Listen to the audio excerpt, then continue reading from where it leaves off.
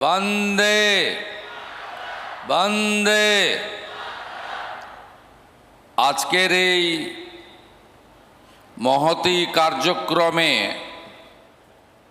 যিনি উদ্বোধক এবং প্রধান অতিথি হিসেবে আমাদের মধ্যে উপবিষ্ট হয়েছেন ভারত মাতার সুসন্তান ভারতবর্ষের শক্তিশালী স্বরাষ্ট্র সমবায় মন্ত্রী এবং পশ্চিমবঙ্গের অকৃত্রিম বন্ধু মাননীয় অমিত শাহজিকে আমি পশ্চিমবঙ্গের জনগণের পক্ষ থেকে স্বাগত এবং অভিনন্দন জানাচ্ছি। মঞ্চে উপবিষ্ট আছেন আমার সহকর্মী এবং ভারত সরকারের রাজ্যমন্ত্রী শিক্ষাবিদ ডক্টর সুকান্ত মজুমদার, উপবিষ্ট আছেন রাজ্য মন্ত্রিসভার সদস্য নিশীথ প্রামাণিক, স্থানীয় সাংসদ রাজু বিস্ত মহোদয়, কেন্দ্রীয় গৃহ সচিব গোবিন্দ মোহন আইএস মহোদয়, ডিআইবি ভারত সরকার মহেশ দীক্ষিতজি, আমাদের রাজ্যের মুখ্য সচিব মনোজ আগরওয়াল, স্বরাষ্ট্র সচিব সঙ্গমিত্রা ঘোষ, ডিজিপি সিদ্ধিনাথ গুপ্তা সহ সম্মানিত মঞ্চ, অনেক বিধায়ক এবং মন্ত্রীরাও সামনে বসে আছেন, তাদেরকেও ধন্যবাদ জানাই। मैं पहले माननीय नेता अमित शाह जी को मैं ये जानकारी देता हूँ, माननीय प्रधानमंत्री जी का आशीर्वाद से पश्चिम बंगाल का महामहिम राज्यपाल मुझे कलकत्ता का ब्रिगेड परेड ग्राउंड में 9 मई 2026 चीफ मिनिस्टर के नाते मंत्रगुप्त शपथ दिलाई। मैं पहले उस दिन सैटरडे था, उसका बाद संडे 10 तारीख 11 तारीख में जब पहले सचिवालय में गया तब मैंने पहले 3 काम किया।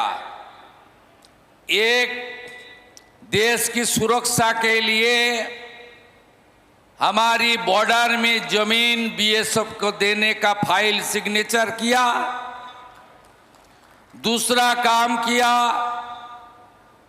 ममता बनर्जी ने रोक के रखी थी 16 मई 2025, अमित शाह जी ने खुद लेटर भेजी जे सेंसस तो चालू करो, ये जनगणना का साथ कोई पॉलिटिक्स का रिश्ता नहीं है। लेकिन पिछले सरकार वो सेंसस का फाइल में सिग्नेचर नहीं किया, कॉन्सेंट नहीं दिया। दूसरा काम, मैं सेंसस का काम में इजाजत दिया चीफ सेक्रेटरी को, तुरंत चालू कर दो। तीसरा जो काम किया, 2024 से पूरा देश में भारतीय न्याय संहिता एक क्रांतिकारी उद्योग है। हम लोग ब्रिटिश चला गया बहुत दिन पहले, लेकिन ब्रिटिश का सीआरपीसी आईपीसी इतना दिन तक चलते रहा, कोई सोचा भी नहीं।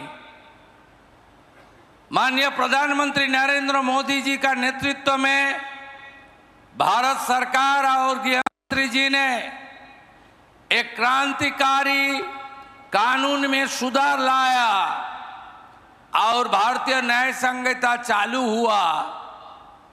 पूरा देश में जहां बीजेपी एनडीए का सरकार है वहां भी, जहां बीजेपी एनडीए का सरकार नहीं है वहां भी केवल टीएमसी उन्होंने पश्चिम बंगाल में रोक के रखा था। बीएनएस 11 मई 2026 मैं तीसरे काम किया, आज से बंगाल में बीएनएस चालू चालू चालू।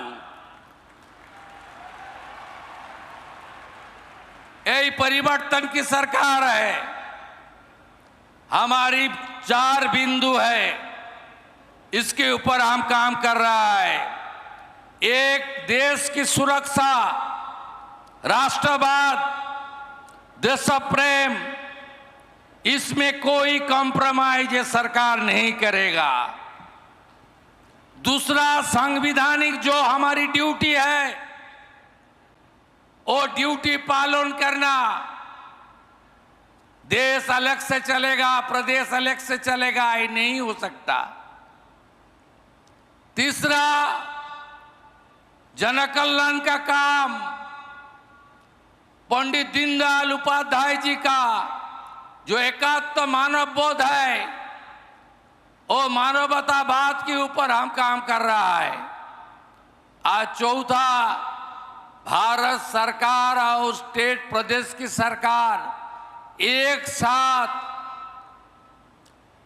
केंद्रीय सरकार का सब स्कीम जनता जनार्दन का पास तुरंत भेजने का काम करेगा। यही 4 बिंदु के ऊपर प्रदेश की सरकार 105 दिन काम कर रहा है। আমি আপনাদের বলবো, পশ্চিমবঙ্গে শুধু দল মুখের পরিবর্তন নয়, ব্যবস্থার পরিবর্তনও আমরা করেছি। শাসকের আইন বদল হয়েছে, আইনের শাসন প্রতিষ্ঠা হয়েছে। মাননীয় স্বরাষ্ট্র সচিব গোবিন্দ মোহনজি আছেন। 2021 সালে ভোট পরবর্তী হিংসা হয়েছিল। কলকাতা হাইকোর্ট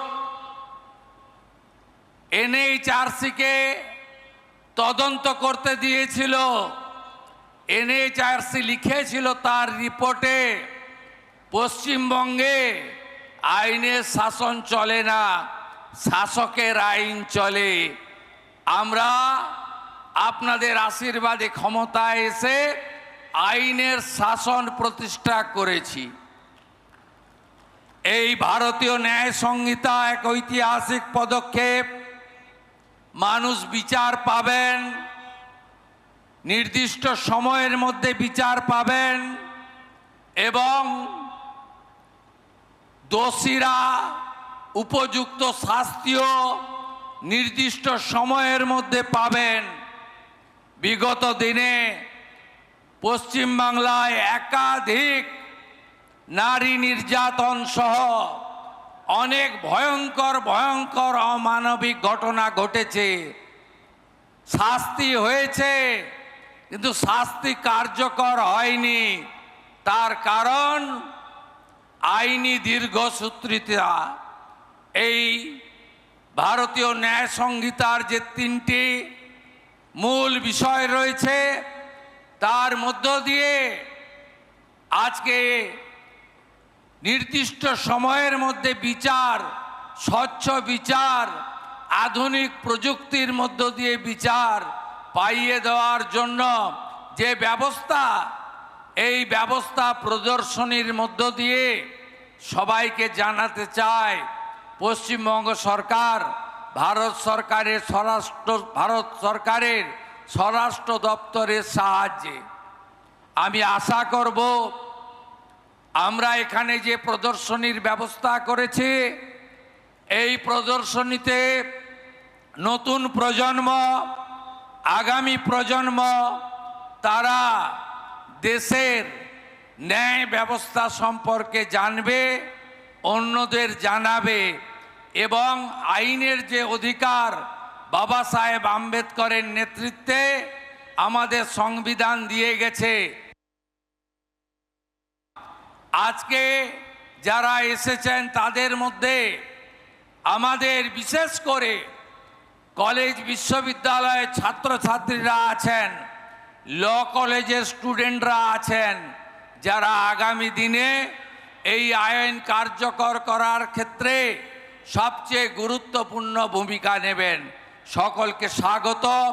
ধন্যবাদ জানিয়ে মাননীয় স্বরাষ্ট্র সমবায় মন্ত্রীর প্রতি আবার কৃতজ্ঞতা জানিয়ে শুধু কেবলমাত্র আমাদের সরকার তৈরি করার ক্ষেত্রে তার অবদান নয়, যাতে পশ্চিমবঙ্গ আবার ভারত সেরা হয় তার জন্য তিনি যে নিরন্তর প্রয়াস এবং সহযোগিতা করছেন তার জন্য উনাকে কোটি কোটি প্রণাম জানিয়ে আমার বক্তব্য শেষ করলাম।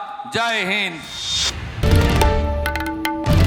বাংলার আওয়াজ, বাঙালির আবেগ, জি 24 ঘন্টা।